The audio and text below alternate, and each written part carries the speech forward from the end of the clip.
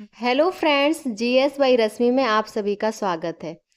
आज जो आपके लिए ये क्लास है वो है आपकी यूपी टेट बेस्ट बुक आपकी लेवल फर्स्ट, यानी कि ये प्राइमरी की है, क्लास 1 से लेके 5th तक के लिए।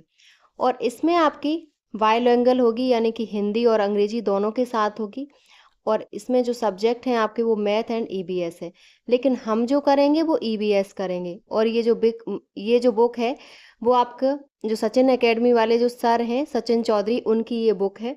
तो ये क्लास जो आपका जुलाई में यूपी टेट होने जा रहा है उसके लिए मोस्ट इम्पॉर्टेंट, और इसमें आपके सभी पीवाईक्यू हैं जो आपके पिछली परीक्षाओं में पूछे हुए हैं और आपके अदर टेट में भी पूछे हुए हैं, जैसे आपका राजस्थान, बिहार, ऐसे सभी टेटों में पूछे हुए हैं। तो सबसे पहले आप हमारे चैनल को सब्सक्राइब कर लीजिए, और यूपी टेट से संबंधित और भी क्लासें वीडियो हमारे चैनल पर उपलब्ध हैं, आप चैनल को सब्सक्राइब करके वहां से देख सकते हैं। ये क्लास आपकी ईबीएस की रहने वाली है। इसमें हम पीवाईक्यू करेंगे ईबीएस के। इसमें आपका जो सबसे पहला टॉपिक है वो है फैमिली एंड फ्रेंड्स, परिवार और मित्र। तो इसमें जो आपका पहला क्वेश्चन है वो है एकल परिवार का अर्थ है। तो एकल परिवार का अर्थ होता है जिस परिवार के अंतर्गत माता पिता और उनके बच्चे होते हैं वो एकल परिवार होते हैं। आपका बी ऑप्शन करेक्ट है। एकल परिवार का अर्थ है ऐसी पारिवारिक संरचना जिसमें केवल माता पिता और उनके बच्चे साथ रहते हैं। इसमें दादा दादी और अन्य रिश्तेदार शामिल नहीं होते, जबकि संयुक्त परिवार में ये सब होते हैं। अगला पॉइंट है परिवार का मुखिया मुख्यतः केवल माता पिता और बच्चों के प्रति उत्तरदायी होता है। नेक्स्ट है पॉइंट भारतीय समाज में संयुक्त परिवारों से एकल परिवारों की ओर तेजी से बदलाव हो रहा है। और पहले संयुक्त परिवार भारतीय सामाजिक जीवन की नींव थे, लेकिन आज एकल परिवार प्रमुख होते जा रहे हैं। तो आपका बी ऑप्शन करेक्ट है। नेक्स्ट क्वेश्चन है प्रारंभिक समाजीकरण क्या है। तो प्रारंभिक समाजीकरण होता है शुरुआती आयु में परिवार एवं मित्रों से सीखना। ए ऑप्शन करेक्ट है। प्रारंभिक समाजीकरण की शुरुआत बच्चे के परिवार, मित्रों और निकट लोगों से होती है। यह औपचारिक विद्यालय शिक्षा शुरू होने से पहले मुख्यतः जीवन के शुरुआती वर्षों में होता है।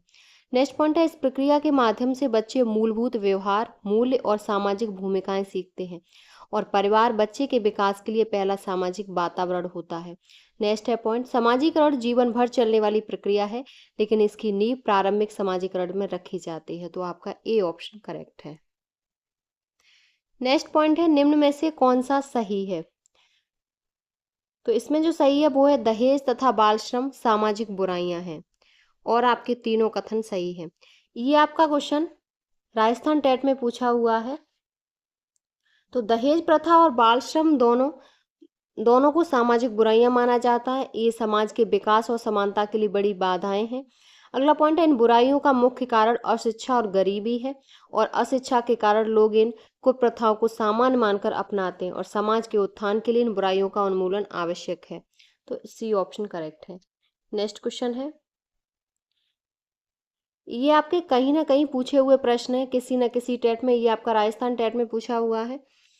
कौन सी विशेषता परिवार की नहीं है। तो इसमें जो परिवार की विशेषता है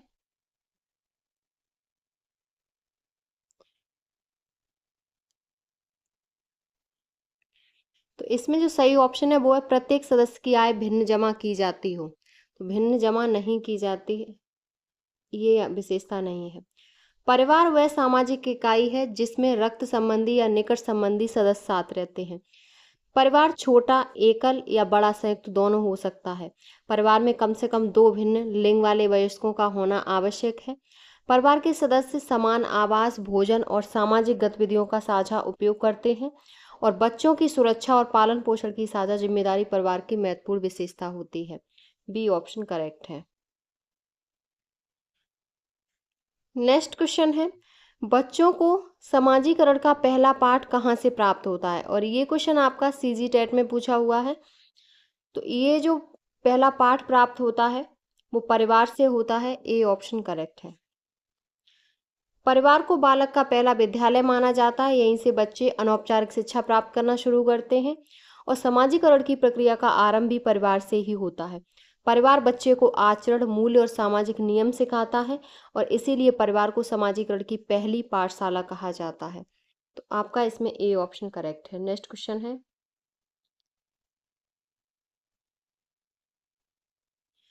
परिवार एक इकाई होता है जिसमें माँ, पिता और उनके 2 बच्चे होते हैं। यह कथन है।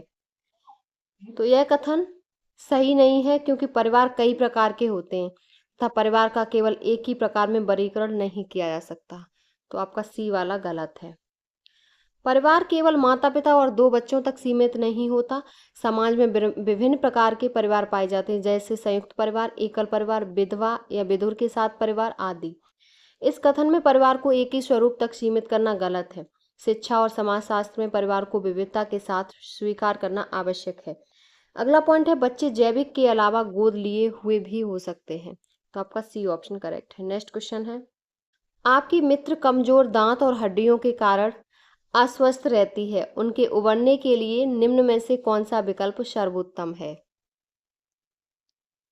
ये आपका छत्तीसगढ़ टेट में पूछा हुआ प्रश्न है। इसमें आपके तो उसे दूध, सब्जियां और पालक और फल। दांत और हड्डियों की कमजोरी का मुख्य कारण कैल्शियम, फास्फोरस तथा विटामिन डी की कमी होती है। दूध कैल्शियम और फास्फोरस का प्रमुख स्रोत जो हड्डियों और दांतों को मजबूत करता है। हरी पत्तेदार सब्जियां जैसे पालक आयरन और मिनरल्स प्रदान करती हैं। फल विटामिन और फाइबर से भरपूर होते हैं जो समग्र स्वास्थ्य सुधारते हैं और इस आहार से आवश्यक पोषक तत्व शरीर को संतुलित मात्रा में प्राप्त करते हैं। तो आपका इसमें सी ऑप्शन करेक्ट है। नेक्स्ट क्वेश्चन है,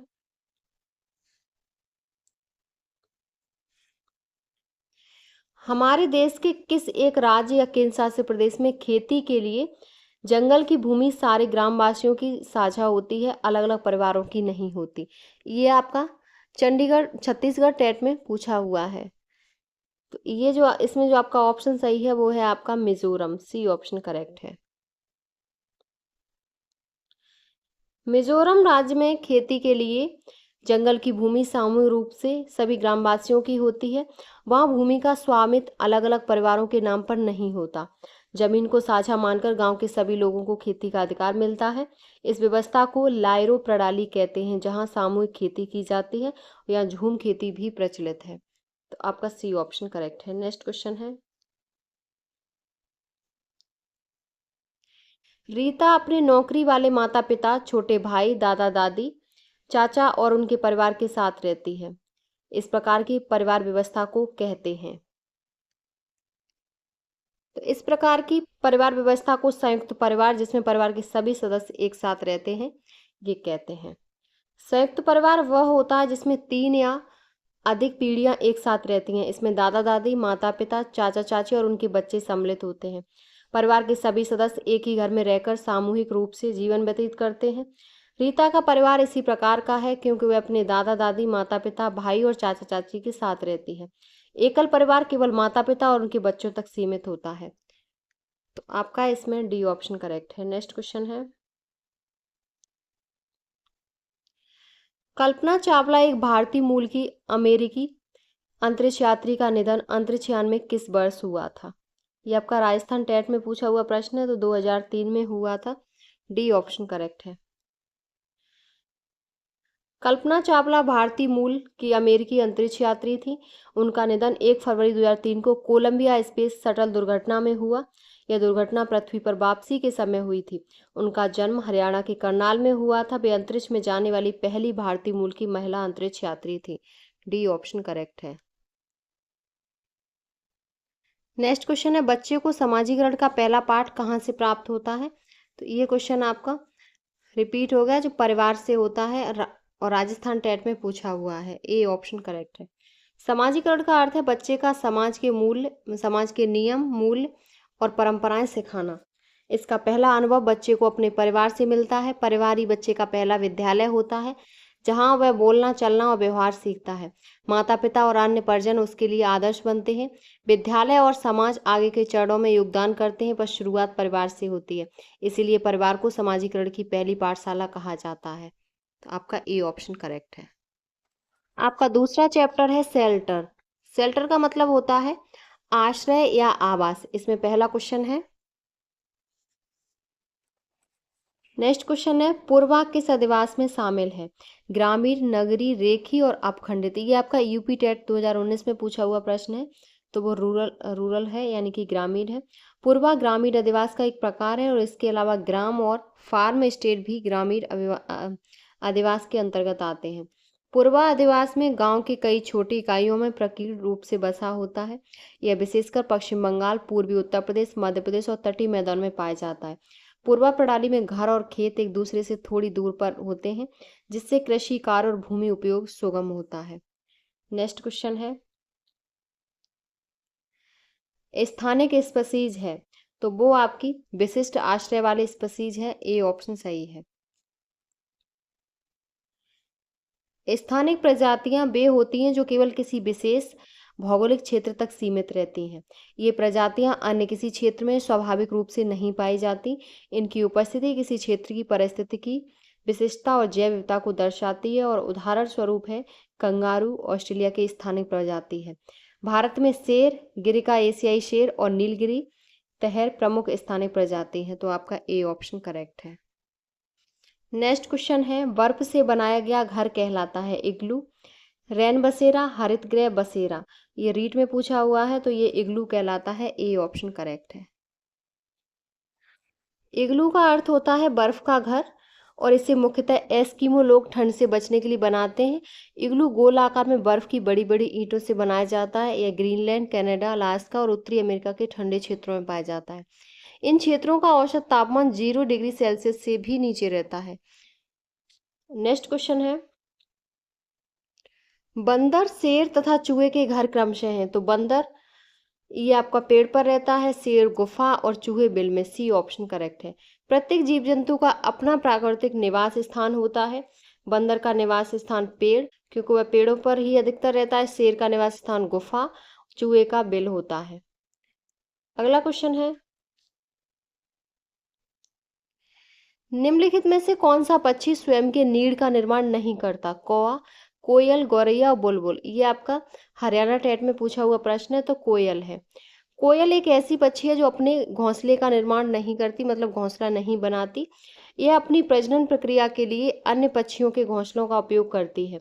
सामान्यतः कोयल कौए के घोंसलों में अपने अंडे देती है। कौवा अपने अंडों के साथ साथ कोयल के अंडों को भी सेता है, तो बी ऑप्शन करेक्ट है।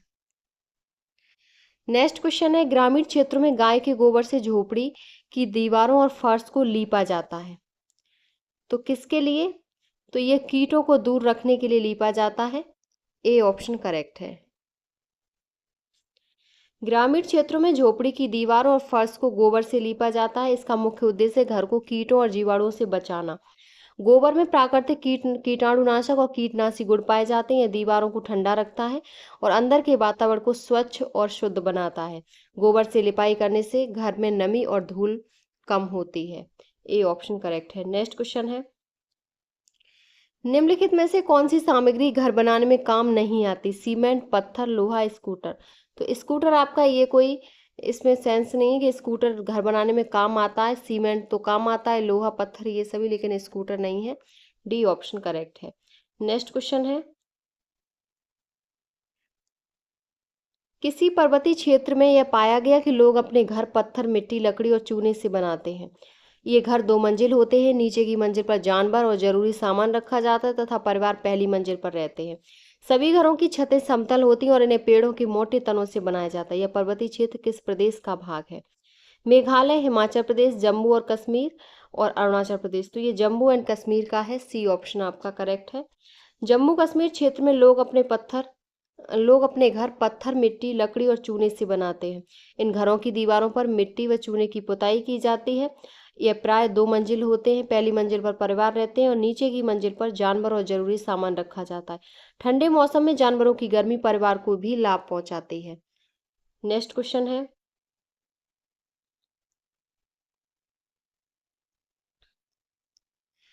ग्रामीण क्षेत्रों में गाय के गोबर से झोपड़ी की दीवारें और फर्श को लीपा जाता है, ऐसा क्यों किया जाता है? तो ये कीड़ों को दूर रखने के लिए किया जाता है। ए ऑप्शन करेक्ट है। ये राजस्थान टेट में पूछा हुआ प्रश्न है। ग्रामीण क्षेत्रों में लोग झोपड़ी की दीवार और फर्श पर गाय का गोबर लगाते हैं। इसका मुख्य उद्देश्य कीटों और मच्छरों को दूर रखना होता है। गोबर में ऐसे प्राकृतिक तत्व होते हैं जो कीड़ों को मारने या भगाने का काम करते हैं। वातावरण को स्वच्छ और रोगाणु नाशक रखता है। ए ऑप्शन करेक्ट है। नेक्स्ट क्वेश्चन है, कोई पक्षी पेड़ की ऊंची डाली पर अपना घोंसला बनाता है। यह पक्षी हो सकता है शकरखोरा, कलचिड़ी, कौवा और फाख्ता। तो राइट ऑप्शन है आपका कौवा, सी ऑप्शन करेक्ट है। तो इसमें जो आपका ऑप्शन सही है वो है कौवा, सी ऑप्शन करेक्ट है। कौवा अपना घोंसला पेड़ की सबसे ऊंची डाली पर बनाता है। यह इसलिए ताकि उसके अंडे और बच्चे शिकारी जानवरों से सुरक्षित रहें। ऊंचाई पर घोंसला बनाने से अधिक हवा और रोशनी मिलती है। कौए सामाजिक और सावधान पक्षी होते हैं, इसीलिए सुरक्षित स्थान चुनते हैं। यह घोंसला टहनियों और सूखी घास से बनते हैं। तो आपका सी ऑप्शन करेक्ट है। नेक्स्ट क्वेश्चन है, एस्किमो अपने घर इग्लू का निर्माण बर्फ से करते हैं। इसका क्या कारण है? तो इसका कारण है बर्फ की दीवारों के बीच मौजूद हवा अंदर की गर्मी को बाहर जाने से रोकती है। बी ऑप्शन करेक्ट है। एस्किमो ध्रुवीय क्षेत्रों में रहते हैं जहां तापमान बहुत कम होता है। ये बर्फ के घर बनाते हैं जिन्हें इग्लू कहा जाता है, और बर्फ की दीवारों के बीच हवा की परत होती है। यह हवा अंदर की गर्मी को बाहर जाने से रोकती है और इसी कारण इग्लू के अंदर अपेक्षाकृत गर्मी का एहसास होता है। नेक्स्ट क्वेश्चन है, कौवा पेड़ की ऊंची डाल पर लकड़ी, तार आदि से अपना घोंसला बनाता है, लेकिन एक चालाक पक्षी ऐसा है जो अपना घोंसला नहीं बनाता और कौए के घोंसले में अंडे दे देता है। बेचारा कौवा उन अंडों को भी अपने अंडों की तरह सेता है और पालता है। यह पक्षी कौन सा है? कोयल, बसंत गौरी, शक्करखोरा और कलचुली। तो ये कोयल है। कोयल कभी अपना घोंसला नहीं बनाती, ये ज्यादातर कोए के घोंसले में ही अपने अंडे देती है। नेक्स्ट क्वेश्चन है आपका, गांव का नाम वहां उगने वाली कई खेजड़ी पेड़ों के कारण पड़ा। इस गांव के लोग पौधों, पेड़ों और जानवरों की बहुत देखभाल करते हैं। तो ये राजस्थान में है, सी ऑप्शन करेक्ट है। ये आपका राजस्थान टेट में पूछा हुआ प्रश्न है। इस गांव का नाम वहां उगने वाले खेजड़ी पेड़ों के कारण पड़ा। गांव के लोग पेड़ पौधों, जानवरों की देखभाल करते हैं। ये गांव भारत के राजस्थान के जोधपुर जिले में स्थित है और खेजड़ी पेड़ रेगिस्तानी इलाकों में पाया जाता है। इस पेड़ की छाल दवा बनाने, लकड़ी, ईंधन और फलियां सब्जी बनाने में काम आती है। नेक्स्ट क्वेश्चन है, हमारे देश में ऐसे गांव हैं जहां के ग्रामीण वासी अत्यधिक वर्षा होने के कारण अपने घरों को बांस के खंभों पर जमीन से 10 से 15 फीट यानी कि 3 से 3.5 मीटर ऊंचाई पर बनाते हैं। इन घरों को अंदर से लकड़ी का ही बनाया जाता है। ये गांव कहाँ होने चाहिए? तो ये गांव आसाम में होते हैं, सी ऑप्शन आपका करेक्ट है। असम में बहुत अधिक वर्षा होती है। वर्षा के कारण वहां अक्सर बाढ़ आने की संभावना रहती है। बाढ़ से बचने के लिए मकान जमीन से 10-15 फीट ऊंचे बांस के खंभों पर बनाए जाते हैं। इन ऊंचे घरों को स्टिल हाउस कहा जाता है। इन घरों का अंदरूनी हिस्सा लकड़ी से बनाया जाता है। तो आपका सी ऑप्शन करेक्ट है, असम। नेक्स्ट क्वेश्चन है,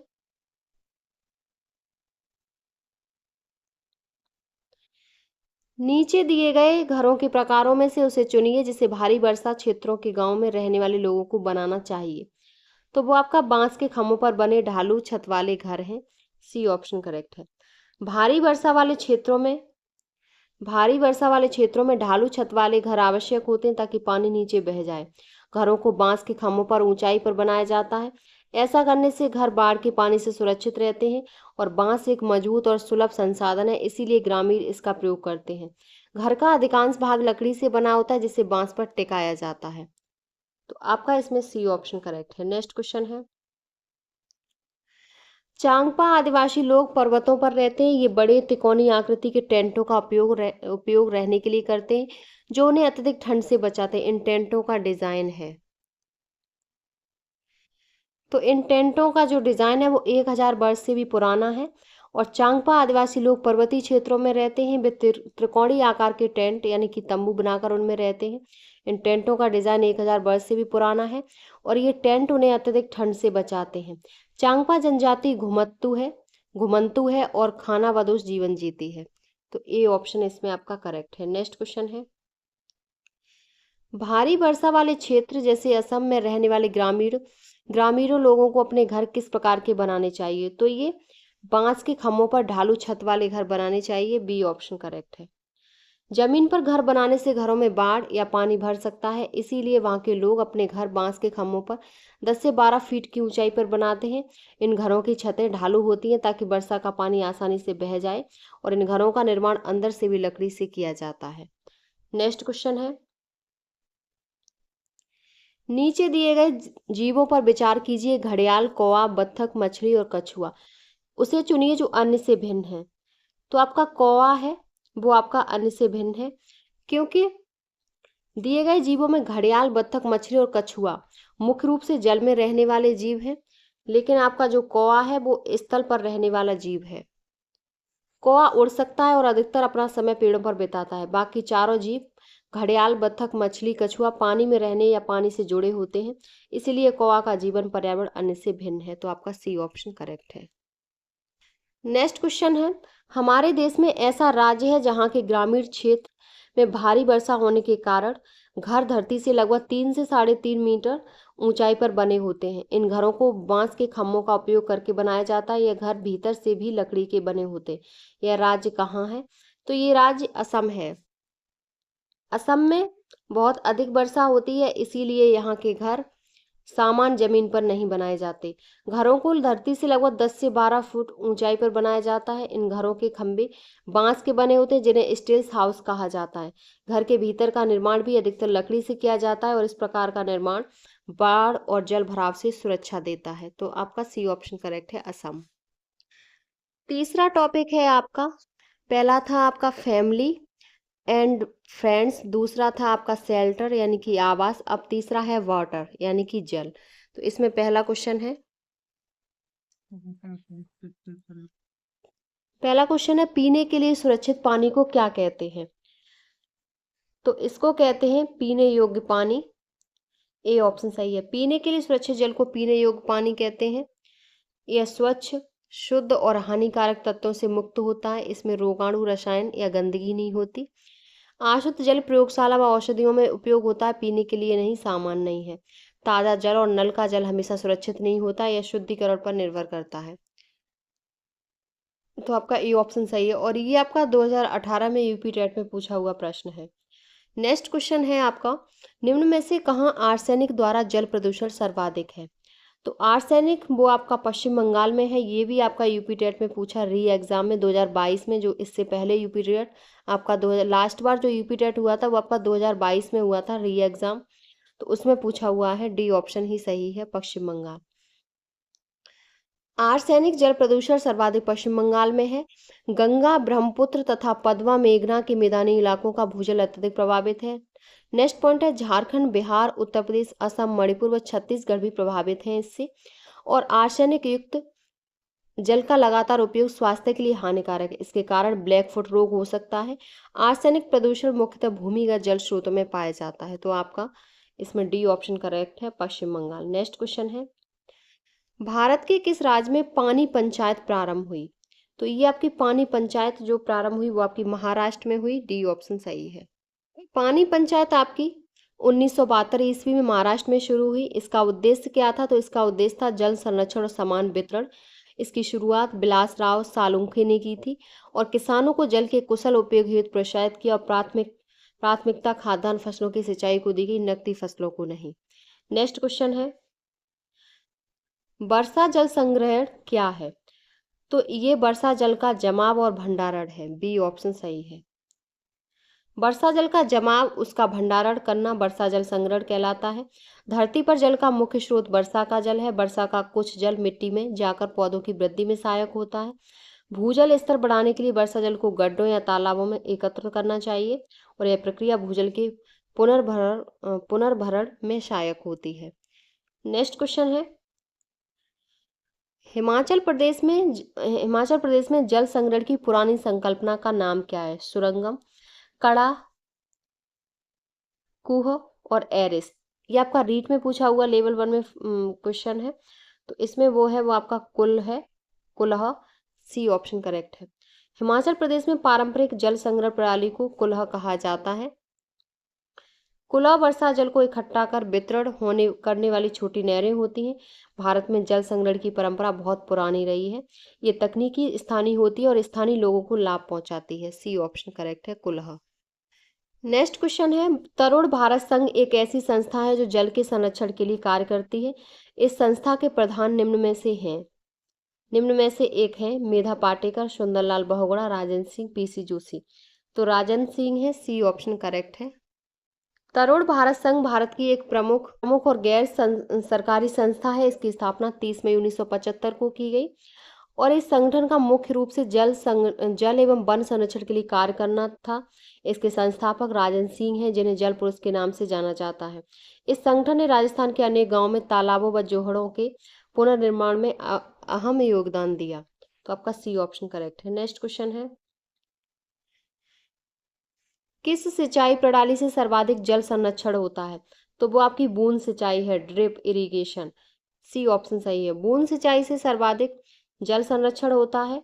इस प्रणाली में पौधों की जड़ों में बूंद बूंद करके जल दिया जाता है। इससे पानी का अपव्यय नहीं होता और पौधों को आवश्यक जल सीधे जड़ों तक मिलता है।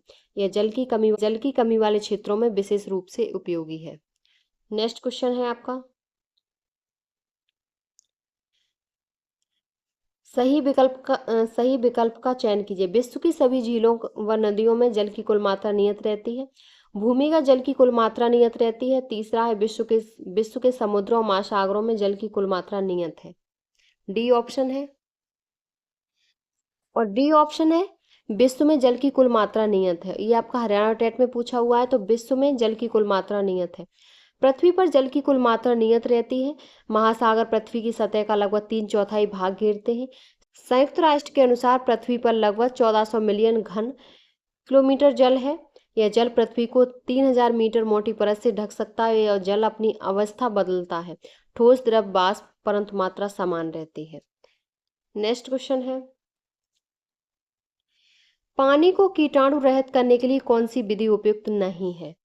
तो वो आपकी निस्पंदन, फिल्ट्रेशन, ये आपकी उपयुक्त नहीं है। और आपकी फिटकरी द्वारा स्कंदन, क्लोरीन की गोलियां, उबालना, ये सब आपका सही है। निस्पंदन केवल ठोस कणों को अलग करता है, कीटाणुओं को नहीं। फिटकरी द्वारा स्कंदन से अशुद्धियां नीचे बैठ जाती हैं और क्लोरीन की गोलियां हानिकारक जीवाणु को नष्ट करती हैं। उबालना पानी को सुरक्षित बनाता है और अधिकांश कीटाणु नष्ट करता है। केवल निस्पंदन से पानी पूरी तरह कीटाणु रहित नहीं होता। तो आपका इसमें बी ऑप्शन करेक्ट है। नेक्स्ट क्वेश्चन है, पानी का पीएच मान क्या है? तो पानी का पीएच मान 7 होता है। पीएच मान किसी विलयन की अम्लता व क्षारकता को दर्शाता है। यदि पीएच मान 7 से कम है तो विलयन अम्लीय है और ज्यादा है, अगर अधिक है 7 से तो क्षारीय है। पीएच की अवधारणा 1909 में डेनमार्क के रसायन शास्त्री सोरेन पीटर लॉरेटस सोरेनसन ने दी थी। तो आपका इसमें सी सही है, 7। नेक्स्ट क्वेश्चन है, ब्राजील में स्थानांतरण कृषि को क्या कहते हैं? मिल्पा, झूमिंग, रोका और लद्दाख। तो रोका कहते हैं, सी ऑप्शन सही है। ब्राजील में झूम कृषि को रोका कहते हैं।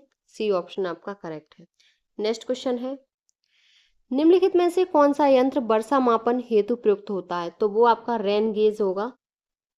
ये आपका वर्षा मापी है। डी ऑप्शन सही है।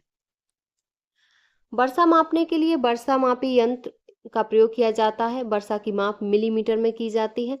कई तरह के वर्षा मापी प्रयोग में आते हैं। भार आधारित वर्षा मापी, टिपिंग बकेट वर्षा मापी, भूमिगत गेज।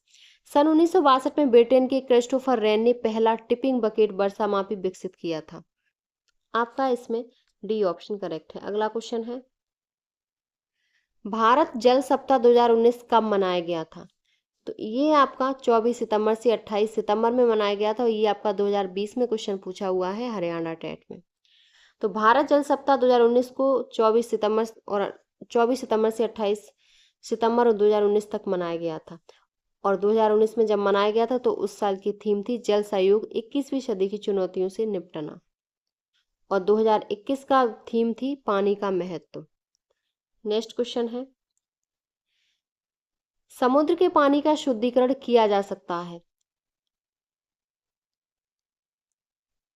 तो समुद्र के पानी का जो शुद्धिकरण किया जा सकता है, 2 विधियों से किया जाता है। विपरीत पराशरण यानी कि आरओ और वैक्यूम डिस्टिलेशन। विपरीत परासरण यानी कि आरओ तकनीकी में दबाव डालकर पानी को शुद्ध किया जाता है, विशेषकर तब जब पानी में 500 मिलीग्राम लीटर से अधिक टीडीएस हो। इस विधि से पानी में उपस्थित क्लोरीन और कार्बनिक अशुद्धियां भी दूर हो जाती हैं। और वैक्यूम डिस्टिलेशन का उपयोग बड़े संयंत्रों जैसे कि चेन्नई में दैनिक आवश्यकता को पूरा करने हेतु किया जाता है। नेक्स्ट क्वेश्चन है, पृथ्वी के 70% भाग पर जल है, परंतु स्वच्छ जल कितना प्रतिशत है? तो स्वच्छ 3% है। कुल जल का 97% भाग सागरों और महासागरों में है, जो खारा और पीने योग्य नहीं है। और पृथ्वी की सतह का लगभग 70% भाग जल से ढका हुआ है। मात्र 3% जल ही मीठा यानी कि फ्रेश वाटर या पीने योग्य है। इसमें से लगभग 2.4% जल ग्लेशियरों व ध्रुवीय क्षेत्रों की बर्फ में जमी होती है। और 0.6% ताजा पानी नदियों, झीलों और तालाबों में पाया जाता है। नेक्स्ट क्वेश्चन है आपका,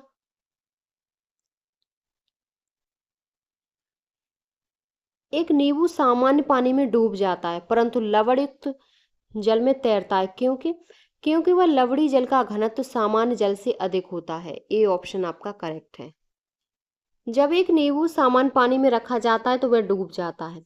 इसका कारण है कि सामान्य जल का घनत्व कम होता है और समुद्र या लवणयुक्त जल में नमक की अधिकता होती है। नमक घुलने से पानी का घनत्व बढ़ जाता है। घनत्व अधिक होने पर वस्तुएं तैरने लगती हैं, इसी कारण नींबू लवणयुक्त जल में तैरता है जबकि सामान्य पानी में डूब जाता है। नेक्स्ट क्वेश्चन है, झारखंड की प्रमुख नदियों में से एक है कोसी, स्वर्णरेखा, महानदी, तीस्ता। ये आपका झारखंड टेट में पूछा हुआ है, तो स्वर्णरेखा नदी झारखंड की प्रमुख नदियों में से एक है। यह छोटा नागपुर पठार के रांची जिले के नगरी गांव से निकलती है। इसके बालू का जो रंग होता है वो सुनहरा होता है, इसी कारण इसका नाम स्वर्ण रेखा पड़ा। इसकी सहायक नदियां राहु, काश्ती और खरकई हैं। झारखंड की अन्य प्रमुख नदियां दामोदर, बराकर, फल्गु और शंख और कोनार है। तो आपका इसमें जो ऑप्शन सही था वो बी ऑप्शन करेक्ट था। अगला क्वेश्चन है, तालाब के पानी में फिटकरी डालने के बाद ही उपयोग में लाना चाहिए। बच्चों को इसके संबंध में जागरूक करना चाहिए, क्योंकि हल्की निलंबित अपद्रव्यों और अपसादित करने के लिए। सी ऑप्शन सही है। फिटकरी डालने से पानी की हल्की निलंबित अशुद्धियां अपसादित हो जाती हैं। इसका उपयोग तालाब व कुओं के पानी को साफ करने में किया जाता है। चूना और फिटकरी मिलाकर जल से आर्सेनिक, फ्लोराइड व अन्य हानिकारक तत्व भी हटाए जा सकते हैं। फिटकरी एक रंगहीन क्रिस्टलीय पदार्थ है। इसका सामान्य रासायनिक नाम पोटास एलम है। नेक्स्ट क्वेश्चन है, जल का शुद्धिकरण किस रासायनिक कारक से हो सकता है? तो वो आपका पोटेशियम परमैंगनेट है। ये आपका झारखंड टेट में पूछा हुआ प्रश्न है। तो जल शोधन के लिए रासायनिक विधियों का प्रयोग किया जाता है। अशुद्ध जल में फिटकरी डालने से निलंबित पदार्थ अवक्षेपित होकर नीचे बैठ जाते हैं और कीटाणुनाशक पदार्थों का उपयोग भी जल को शुद्ध करने हेतु किया जाता है।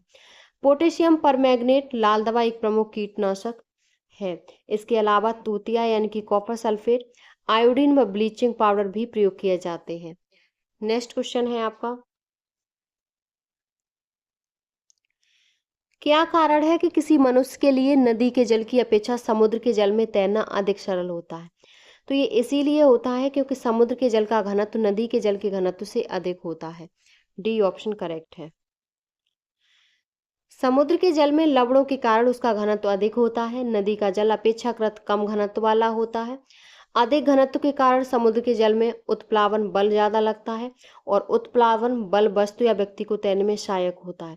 व्यक्ति को समुद्र में कम प्रयास से तैरने में सुविधा मिलती है। नेक्स्ट क्वेश्चन है, वर्षा जल संचयन का सबसे प्रमुख उपयोग क्या है? सिंचाई, कृषि, पेयजल, भूमिगत जल स्तर वृद्धि। ये आपका हरियाणा टेट में 2012 में पूछा हुआ प्रश्न है। तो सिंचाई, वर्षा जल संचयन का सबसे प्रमुख उपयोग सिंचाई के लिए किया जाता है। ए ऑप्शन करेक्ट है। नेक्स्ट क्वेश्चन है, जल चक्र को नियंत्रित करता है घास स्थल, वन, प्लवक, उपरोही। तो ये फॉरेस्ट करता है वन। जल चक्र को नियंत्रित करने में वनों की मुख्य भूमिका होती है। वनों में अनेक वन्यजीव निवास करते हैं जो पर्यावरणीय संतुलन बनाए रखते हैं। तो आपका बी ऑप्शन करेक्ट है। अगला क्वेश्चन है, पीने के पानी में रोगाणुनाशक डाले जाते हैं? तो वो आपके पोटेशियम परमैंगनेट या तथा क्लोरीन डाले जाते हैं। ए ऑप्शन करेक्ट है। पीने के पानी को रोगाणु मुक्त करने के लिए रोगाणुनाशक पदार्थ डाले जाते हैं। ये पोटेशियम परमैंगनेट और क्लोरीन का प्रयोग किया जाता है।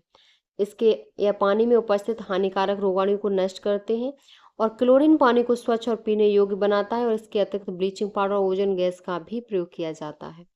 नेक्स्ट क्वेश्चन है, वर्षा के होने से निम्न में से किसकी महत्वपूर्ण भूमिका होती है? शोधन की, बाष्पीकरण की, संघनन की, या बाष्पीकरण और संघनन दोनों की? तो बाष्पीकरण और संघनन दोनों की होती है। डी ऑप्शन करेक्ट है। नेक्स्ट क्वेश्चन है, जल समस्या का निराकरण संभव है? जल अपव्यय, समुचित जल प्रबंधन, वाटर हार्वेस्टिंग द्वारा, इनमें से सभी? तो ये सभी हैं। जल अपव्यय है, समुचित जल प्रबंधन है, वाटर हार्वेस्टिंग द्वारा। ये आपका बिहार टेट में पूछा हुआ प्रश्न है। डी ऑप्शन करेक्ट है। जल की कमी एक वैश्विक समस्या है जो मनुष्य और प्रकृति दोनों को प्रभावित करती है। जल अपव्यय रोकना सबसे पहला महत्वपूर्ण कदम है। समुचित जल प्रबंधन से जल का सही उपयोग संभव होता है। वाटर हार्वेस्टिंग वर्षा जल को भविष्य के लिए संचित करती है। ये सभी तरीके मिलकर जल की कमी की समस्या का समाधान करते हैं। आज का आपका नेक्स्ट क्वेश्चन और लास्ट प्रश्न है, धरती पर अलवड़ जल की उपलब्धता बहुत कम है। कुल उपलब्ध अलवड़ जल की निम्न में से किस में सर्वाधिक प्रतिशत कुल अलवड़ जल की मात्रा है?